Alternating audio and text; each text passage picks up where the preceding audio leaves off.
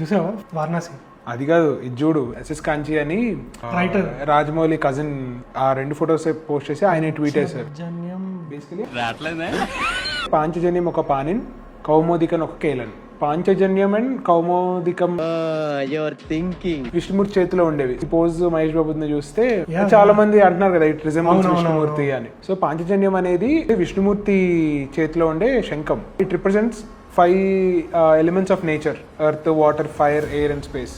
Okay okay. Varanasi teaser లో కూడా చూసింటే ద 5 ఎలిమెంట్స్ ఫైర్ తో స్టార్ట్ అవుతుంది, వాటర్ ఎలిమెంట్ ఉంటుంది, పారాగ్లైడింగ్, ఎయిర్, వాయు, or we go underground, earth is covered over there, and asteroid of course space నుంచి వస్తుంది. సో అగైన్ కౌమోదికం అంటే ఆయన చేతిలో ఉండే ఒక గద. ఆ గదకి power of knowledge has the power of controlling time also. ఆ గద basically maintains the order of time. that explains time travel. Is one of the writer. So ఆయన ఊరికే ర్యాండమ్లీ రాయరు.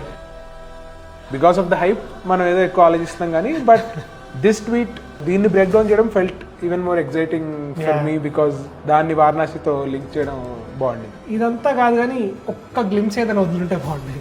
అంతకంటే ఇంకా ఫ్యాసినేటింగ్ డీటెయిల్ ఒకటి ఏం తెలిసింది అంటే, ఇక్కడ మహేష్ బాబు ఓవర్ యాక్షన్ రారే మూన్ ఉన్నాడు అని చెప్పి